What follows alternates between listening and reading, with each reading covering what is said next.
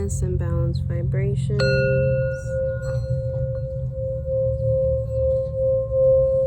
It's MysticMommyy. So we already did the introduction of the Kybalion, study of the Hermetic philosophy by the three initiates. We did a summary of the introduction. And today we're going to be reading chapter 1.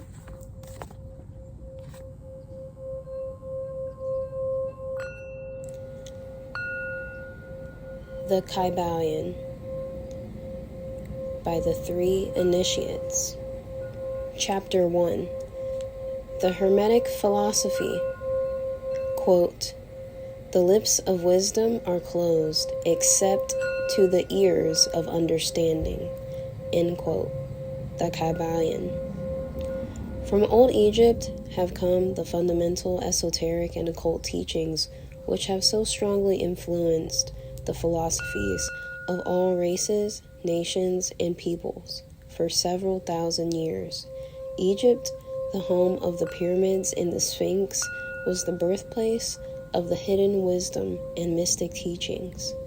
From her secret doctrine, all nations have borrowed.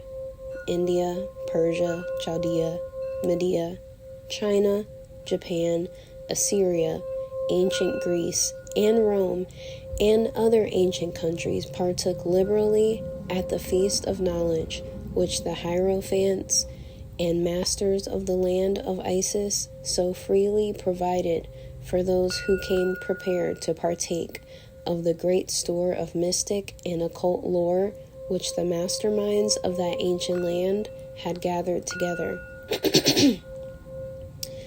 In ancient Egypt dwelt the great adepts and masters who have never been surpassed, and who seldom have been equaled during the centuries that have taken their processional flight since the days of the great Hermes.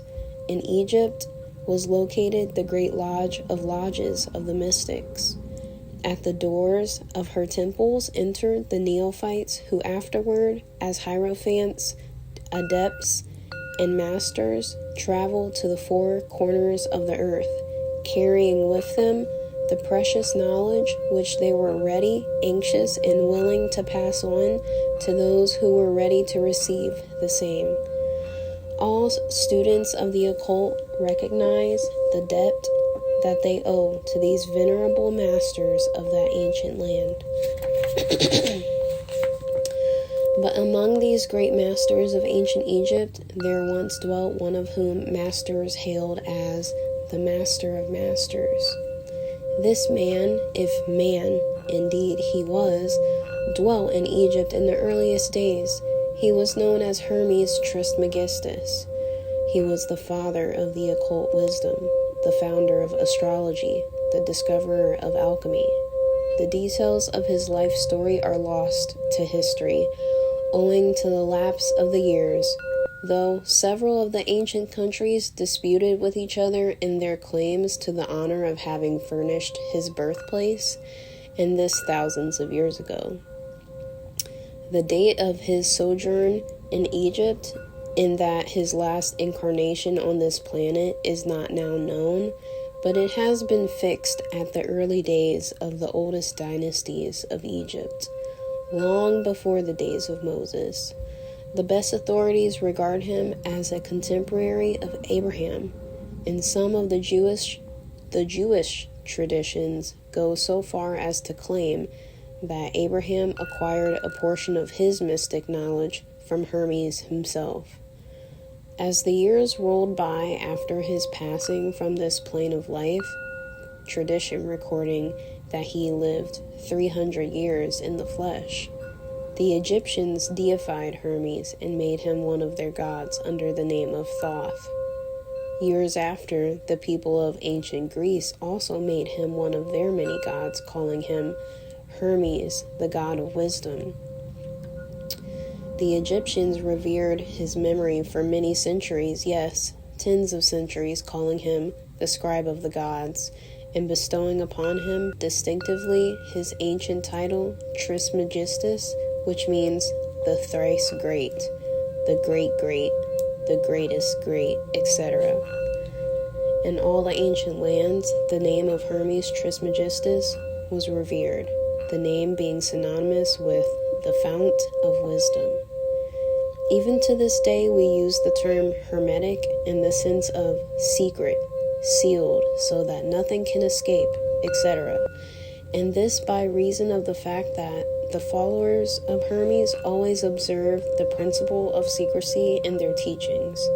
They did not believe in casting pearls before swine, but rather held to the teaching, milk for babes, meat for strong men, both of which maxims are familiar to readers of the Christian scriptures, but both of which have been used by the Egyptians for centuries before the Christian era.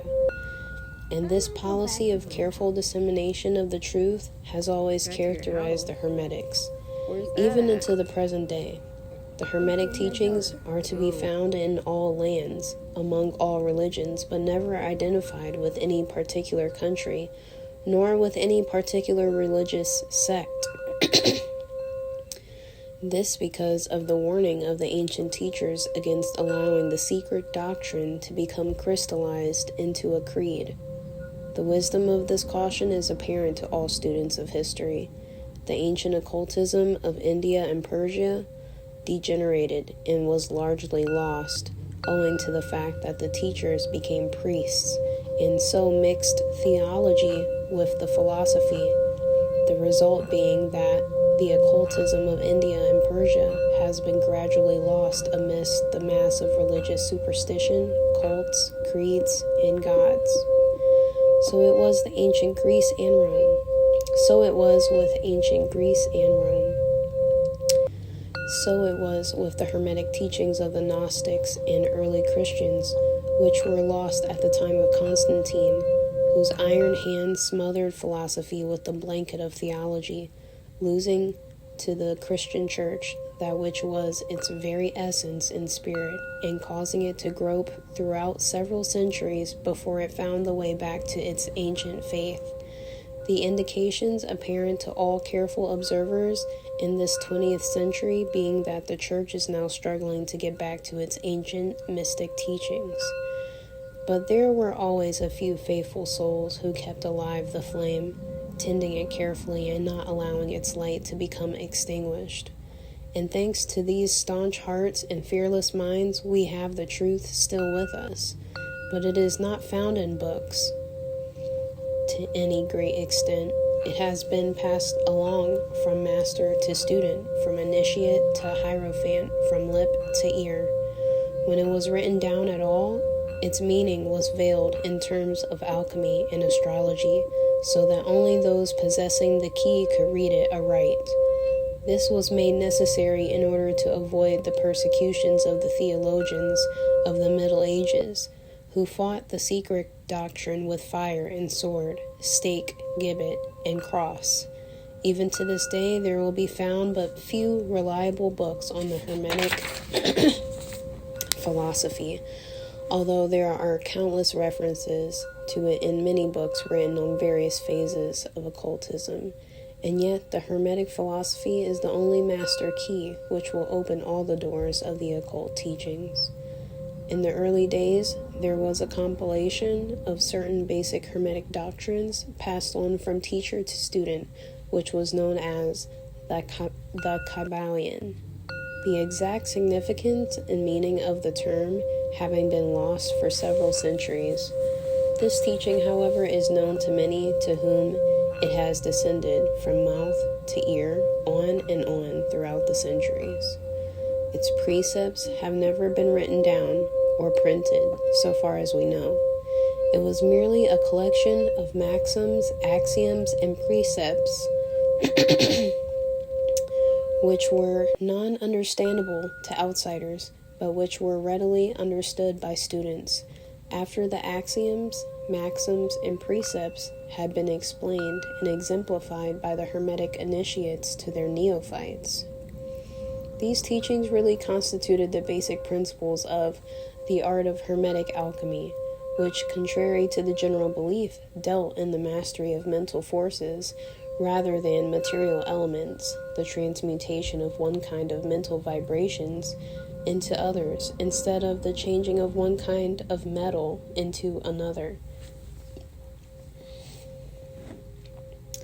The legends of the Philosopher's Stone, which would turn base metal into gold, was an allegory relating to Hermetic philosophy, readily understood by all students of true Hermeticism. In this little book, of which this is the first lesson, we invite our students to examine into the Hermetic teachings as set forth in the Kybalion, and as explained by ourselves, humble students of the teachings, who, while bearing the title of initiates, are still students at the feet of Hermes, the Master. We herein give you many of the maxims, axioms, and precepts of the Kybalion, accompanied by explanations and illustrations, which we deem likely to render the teachings more easily comprehended by the modern student, particularly as the original text is purposely veiled in obscure terms. The original maxims, axioms, and precepts of the Kybalion are printed herein in italics, the proper credit being given.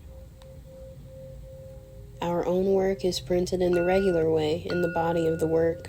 We trust that the many students to whom we now offer this little work will derive as much benefit from the study of its pages as have the many who have gone on before, treading the same path to mastery throughout the centuries that have passed since the time of Hermes Trismegistus, the Master of Masters, the Great.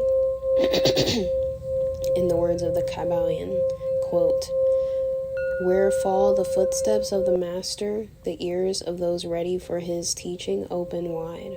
End quote. The Kybalion. Quote, "When the ears of the student are ready to hear, then cometh the lips to fill them with wisdom." End quote. The Kybalion. So that according to the teachings, the passage of this book to those ready for the instruction will attract the attention of such as are prepared to receive the teaching. And likewise, when the pupil is ready to receive the truth, then will this little book come to him or her. Such is the law. The Hermetic principle of cause and effect, in its aspect of the law of attraction, will bring lips and ear together, pupil and book in company. So mote it be.